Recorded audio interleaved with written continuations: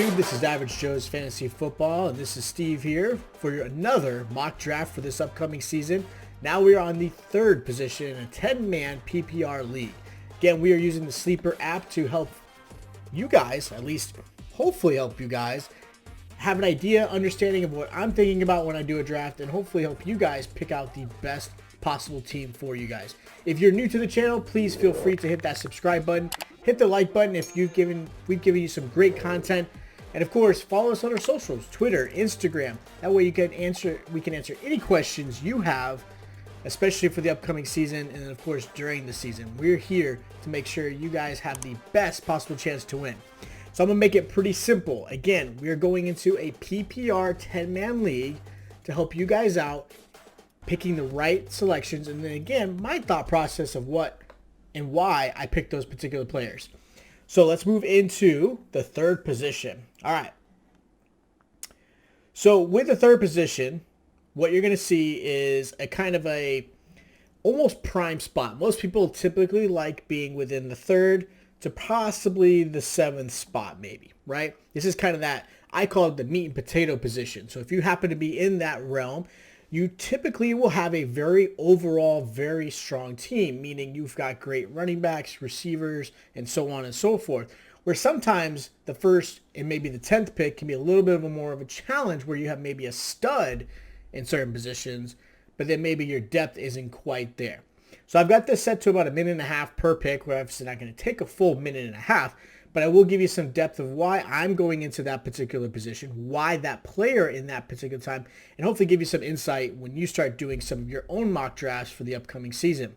Again, make sure if you have any other questions, I've done already 1 and 2. We'll also have a playlist for you guys if you're in any other position. That way you guys can click on whatever position you are, kind of look at the videos, and don't forget, do your own mock drafts. I do probably about 2 to 3 a day, kind of seeing where the average draft positions, and of course with training camp starting to open up, you're going to start to need a little bit more mock drafts with possible injuries. Hopefully every athlete stays healthy this season, but those things can happen a la Cam Akers already. So make sure you guys are doing as many mock drafts as you can before your draft starts. So let's get this going, all right? We're going to start it up. Typically in the third spot, I'm going running back. Again, this is a very odd spot. I've been seeing this back and forth. I've been seeing Dalvin Cook or Christian McCaffrey going first. Occasionally you'll see Derrick Henry into the second spot, but I have yet to actually see Kamara this high. So that's a very interesting spot. And of course, I have to. I know I did in the second position, but you cannot pass up a player like Christian McCaffrey. He is a stud. I understand he's coming back from injury. He is not someone you want to be afraid to draft, especially in the third spot. So as you can see, almost all running backs went pretty much in the first 7 picks. You see a few receivers, tight end, and then back into the running back mixture. Okay. Now you look at what here. You've seen Saquon Barkley drop drastically. A part of that has to do with the fact that there's technically some news out there where Saquon himself has said he is not going to commit to week 1. Doesn't mean he's not playing, but he's not committing. Remember, he took a pretty big, hefty injury. So with that said, I have seen him drop quite a bit. Okay, a lot. And unfortunate because I'm going to draft him. If he falls to you this late into the second round, it is a high reward opportunity. And I think, honestly, a low risk. So I'm going to go Saquon Barkley there. Now you got the swing route right here. This is where I'm seeing a lot of big changes. So J.K. Dobbins is another running back that I'm seeing jump up the board. Earlier, probably about maybe 2 or 3 weeks ago, I was seeing him probably in the 7th, maybe 6th round, because nobody knew what to do with J.K. Dobbins. It's sad to say, but nobody knew what to do with him. You've got Gus Edwards, J.K. Dobbins, both being very effective running backs. So now you see the first quarterback off the board, Patrick Mahomes. You're going to see that in just about every draft. You may see him fall in the 3rd or the 4th round. Again, where I'm seeing it typically has been early 3rd. I do not draft quarterbacks that early. You guys know me. I like to kind of get them and be a little more safe and get some players that I really need. So with that said, I've got 2 stud running backs, even if Saquon's a little bit late. I'm actually going to go to Calvin Ridley. I like him a lot. The fact is he's the #1 receiver for Atlanta. He was still very effective even without Julio Jones and with him being traded away. I still like Calvin Ridley a lot. He's got a lot of great talent, which is also why they felt comfortable getting rid of Julio. Now you see again a few more quarterbacks: Josh Allen, Kyle Murray. Look, Murray was a great option when he came, and this particular round, he was number 2 last year in the quarterback position in fantasy. So I actually am not too surprised that he's falling right here in third. Now we're back into it. So now again, you're looking at some of these options: 2 great running backs, really solid receiver that I like.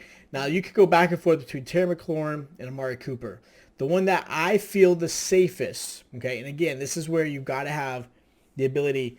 You can do a Terry McLaurin who's been amazing, and he's always deserved that. But I'm going to go more of the safe route and going to the Amari Cooper side, not quite Julio Jones or even David Montgomery. Amari Cooper, again, number 1 receiver for the Cowboys. He still did really well, even with the whole quarterback carousel. And now you've got Dak this year. So I'm actually really excited. Now, this is where you go into some either depth options or into the quarterback options. Now, being in the 3rd pick, you go into the 5th round. This may be where you might want to pick up a Lamar Jackson, right? There is nothing wrong with picking Lamar Jackson in the early 5th round, especially after you got 2 great receivers and possibly 2 great running backs, okay? That's a great starting lineup with 2 running backs and 2 wide receivers and then going to your quarterback. Or if a tight end happens to fall. As you can see, your top 3 tight ends typically fall pretty early. All right. It's very rare do you see these guys drop this far down, okay? So that said, that tier of tight end drops drastically. So I'm not drafting a tight end this early. I'm actually going to go a little bit later in the rounds. Now, I'm actually going to change things up. I actually like what I've got here, these far options. And yes, you can get a good flex position, but you can't pass up a Lamar Jackson at this point. Normally I do not take a quarterback this early, but Lamar Jackson has such high upside as far as scoring, whether it be running or passing. And I do like the potential of him passing this year. I like him a lot. And it's hard to pass him up at that spot. Now, normally I would have gone Dak. I would have actually missed this right here, waited, got maybe a depth position in the flex spot, and then possibly get Dak in the 6th round. I have seen Dak go into the 5th round, but typically falls after Russell Wilson and Lamar Jackson. That's usually where you're seeing him. So if you didn't go Lamar Jackson here, someone probably would have gone in this route. Then I would have picked Dak in the 6th spot. The 6th round, excuse me. So again, you can go back and forth because I like Dak a lot. Now, this is all about filling depth, right? It's all about filling your flex, your tight ends, things like that. So right here, I'm actually going to go Myles Gaskin. Think strong, great running backs that are going to be getting the ball. Gaskin is one of those guys who is going to have some great upside. James Robinson is another one. He has fallen drastically due to the fact that they actually drafted a running back, especially really early, and they like him a lot. So James Robinson's stock has dropped a lot. I actually had James Robinson last year, and he did amazing. He was one of the better running backs throughout the whole season. He is still a steal at this position. I do expect Robinson to be the red zone running back, and realistically, probably most of their running back. Now you start looking at some of these positions. You can either go to the tight end spot. We'll go again, Fant, Goddard, Gesicki, some great options there.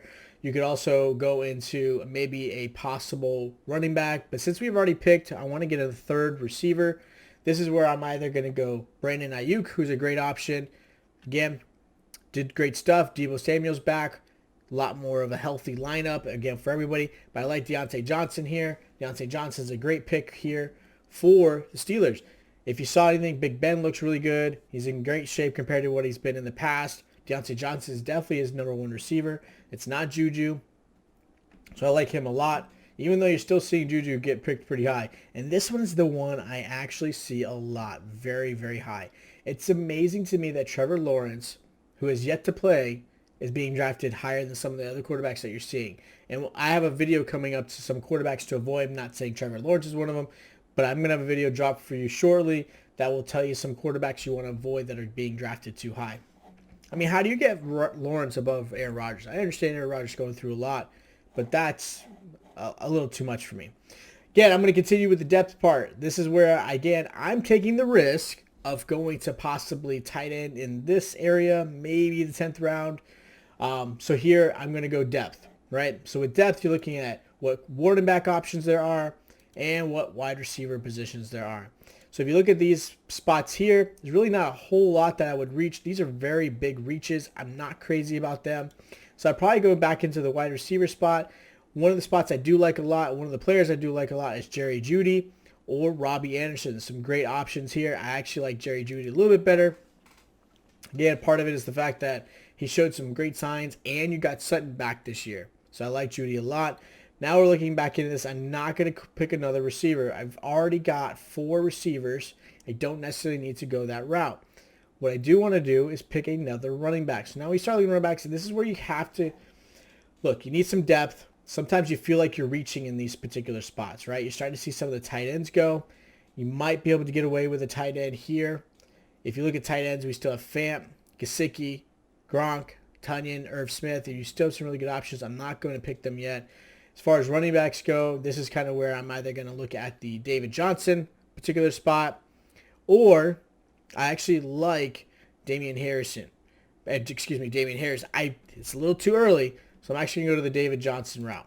David Johnson, again, is not a stud. Nobody I'm actually looking to go crazy. I do like Carter a lot. He's somebody I've thought about in plenty of my mock drafts. He's a good steal, especially since he's falling really late. Or even sometimes you're able to get Mike Davis, like you're seeing right here. Now we're back into it.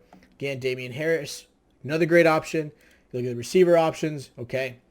You're starting to see some of these dwindle down. You still have a Michael Gallup, who's a great option. Third receiver, you've got a Corey Davis, has potential in New York. Nobody really knows yet. He did well last year, but A.J. Brown obviously really overshadowed him. Brandon Cooks is a great option at the wide receiver spot, which is where I'm going to go. He is really the only guy for Deshaun Watson if Deshaun Watson's playing. Let's be real. All right, now we're going to the tight end spot. This is where you kind of go in here. Now, I did lose Tonyan, Gesicki, and Fant in those previous picks. I'm not too concerned or overly upset about that. I like actually Gesicki a lot and Fant. Tonyan's one of those guys. I did have a good ranking on him, but I'm still not 100% sold the fact that he's really reliant on the red zone. So right here, I'm actually going to end up going to Logan Thomas. He's probably one of my favorite tight ends right now as far as options when you get into the later rounds with value. He is a great touchdown option, and he's a great weapon for Fitzpatrick. Fitzpatrick loves the tight end position because, let's be honest, Fitzmagic is absolutely going to be the starting quarterback for them. Now you look back at tight ends, you could either go to a second tight end. You can also go to a possible another quarterback. I've seen this happen a lot where another quarterback option, again, those guys I truly believe you can get on or in the free agency, waivers. So as far as running backs, we've already got 1, 2, and 4. So I'm going to add a fifth. Yes, a fifth running back. This is actually where I'm going to go into the Gus Edwards option. Only reason for that is I think Gus Edwards has a lot of potential. Someone who could really absolutely stud. Maybe bye weeks here and there you want to fill in, maybe a little flex. I like Gus Edwards a lot here. Now I'm going to actually fill another spot with the tight end position. I'm actually, you look at these options. You got Tyler Higbee, Evan Ingram, Zach Ertz. So I'm not crazy about what you're seeing right here. Tyler Higbee is probably your best option as a good backup tight end. Higbee is really the guy for them. Evan Ingram's got some competition from Kyle Rudolph. And, of course, Zach Ertz has competition with Dak Goddard. So I don't like what you're seeing there. And then New England, obviously with Hunter Henry, Jonnu Smith, who I like Jonnu Smith a lot. Now we go kicker or defense. I'm actually going to end up going to the defensive side. I'm between these right here. I've kind of gone back and forth. You really can't go wrong with any of these guys here. I still like San Francisco with the fact you've got a healthy Nick Bosa coming back. You've got some great options there, so I like them a little bit better. Some really big potential. And, of course, I do like going after Greg Zuerlein. You always want to pick a kicker that has the ability to get you some points, whether it be a team that scores a lot of offensive points or a team that can go down the field but maybe can't close it up. And, unfortunately, as a Cowboys fan, I can admit they don't do that very well. So, we have finished the draft. I hope you guys understand, or at least understanding what I'm doing when I've done these picks. Hopefully my explanations of why I'm doing it is helping you guys out, okay? And again, the fact that I was able to get a McCaffrey and a Barkley, that right there is a win in my book with this type of mock draft. As you can see, very consistent in the first 2-3 rounds, all right? So again, I hope this helps you guys out a lot. Make sure you hit that subscribe button, hit the notification bell, so that way anytime I drop a new video, you guys are prepared and ready to go. We will continue with these mock drafts for you guys. hopefully getting those out for you in time for your draft coming up. Make sure you practice on there. Again, if you have any questions, either comment down below or follow us on Instagram or Twitter so that way we can answer any questions you have. Don't feel afraid. No question is dumb. I'm telling you, we are here to help you guys be prepared for this upcoming season. And I look forward to hearing from you and talking to you guys soon. Have a good one.